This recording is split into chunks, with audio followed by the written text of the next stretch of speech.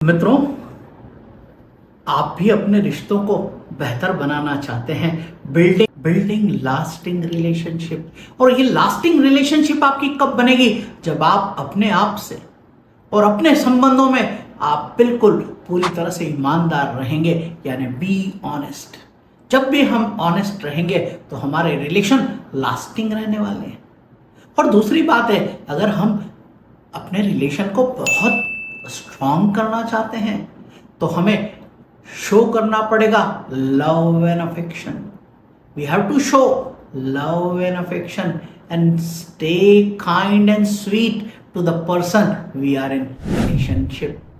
जिसके साथ हमारी रिलेशनशिप है उसके साथ हमें काइंड भी रहना पड़ेगा और स्वीट भी रहना पड़ेगा। और जब हम काइंड और स्वीट रहते हैं, ऑनेस्ट रहते हैं, हम अपना लव और अफेक्शन शो करते हैं और काइंड और स्वीट रहते हैं, और उसके बाद हम मेंटेन करते क्या है? Open communication. यानी हम एक दूसरे से किसी प्रकार की कोई भी बात नहीं छुपाते हैं। We are into maintaining a open communication.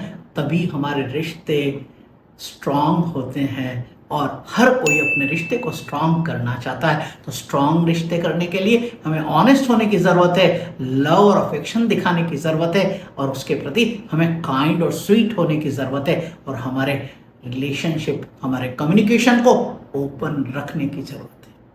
और अक्सर रिलेशनशिप के दौरान कुछ ऐसे प्रसंग आ जाते हैं, ऐसी दुविधा आ जाती है जब हम एक दूसरे को कुछ गलत सलत कहने की शुरुआत करते हैं। We have to avoid breakup talks. और इसमें सबसे महत्वपूर्ण बात है, अगर आपसे कोई गलती है तो आप अपने आप को ही माफ़ कर दें, और जिससे अगर आपके साथ संबंध हैं उससे भी अगर किसी प्रकार की कोई गलती हो गई तो उसे भी आप माफ़ कर दें। यानी फॉरगिव एंड फॉरगेट और move ahead into the relationship. हम हमारे संबंधों में आगे बढ़े, माफ़ी मांग ले और माफ़ कर दें। यही रिश्ते को प्रगाढ़ बनाने का एक सबसे सर्वोत्तम उपाय है। Set aside your ego. हमारा ईगो ही तो है। हमारे शरीर का वजन 60-70 किलो हो सकता है, लेकिन हम 200 किलो का ईगो लेकर घूमते हैं। और इसीलिए हम हमारे ईगो को जब गो करते हैं तो हम सहज सरल हो जाते हैं और हमारे संबंध लोगों के साथ प्रगाढ़ होते चले जाते हैं। आप भी अपने संबंध को प्रगाढ़ करना चाहेंगे निश्चित रूप से, तो अपने ईगो को गो कर दीजिए। और सबसे बड़ी बात है, आपके अंदर जो मन में चल रहा है ना, वो बिल्कुल सहज होना चाहिए, सरल होना चाहिए, और उसकी जो फीलिंग है उसके प्रति भी आपको ऑनेस्ट होने की ज़रूरत है। दिखावा करने की ज़रूरत नहीं है। और जो व्यक्ति दिखावा करता है ज़्यादा दिन रिश्ते में रुक नहीं सकता, संबंध प्रगाढ़ नहीं हो सकते हैं। इसलिए हमें लास्टिंग रिलेशनशिप के लिए ऑनेस्ट फीलिंग के साथ अपना एक्सप्रेशन देने की आवश्यकता है। और डोंट कंपेयर।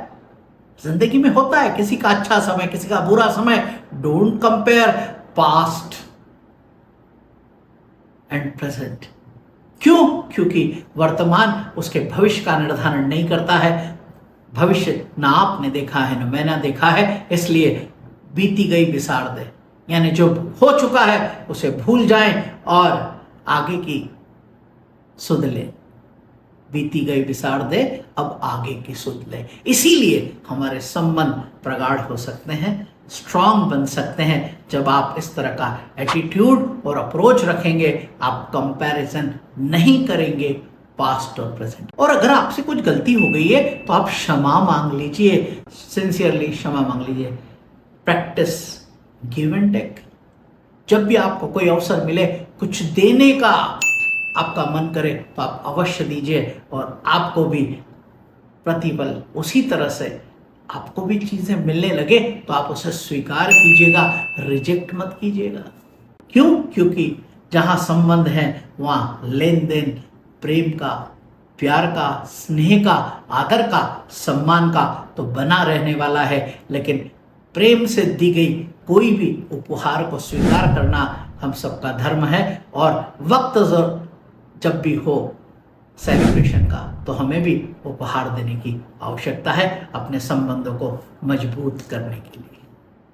और अक्सर हमारे बीच में छोटी मोटी बातें हो जाती है, उन बातों को हमें भूलने की जरूरत है, और जितना जल्दी भूल जाए उतना अच्छा है। इसका मतलब हमें रिजॉल्व करना चाहिए हमारे कॉन्फ्लिक्ट्स को।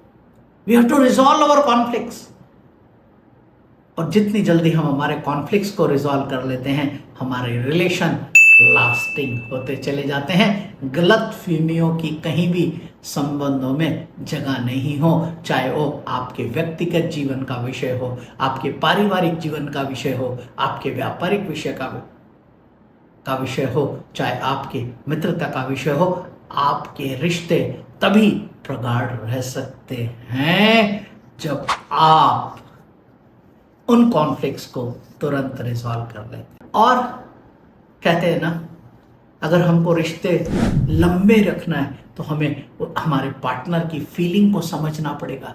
We have to understand the feeling of our partner, maybe your wife, your husband, your brother, your sister, your father, your mother, या अन्य कोई रिश्ता, या आपका व्यापारिक रिश्ता, आपकी मित्रता का रिश्ता। आपको समझने की जरूरत है उसकी फीलिंग्स को। जब आप इस तरह से उनकी फीलिंग को समझते हैं और आप ये विश्वास करते हैं, believe in the right person for you, जो आपके साथ है वो सही इंसान है, जब आप इस बात का विश्वास करने लगते हैं तो आपकी रिलेशनशिप लास्टिंग हो जाती है। तो क्या क्या करना है? Be honest, show love and affection, stay kind and sweet, maintain open communication, avoid breakup talks, forgive and move on, set aside your ego, set aside your ego, be honest about your feelings, don't compare past and present, sincerely apologize, practice give and take, avoid discussing past, resolve conflict as soon as possible,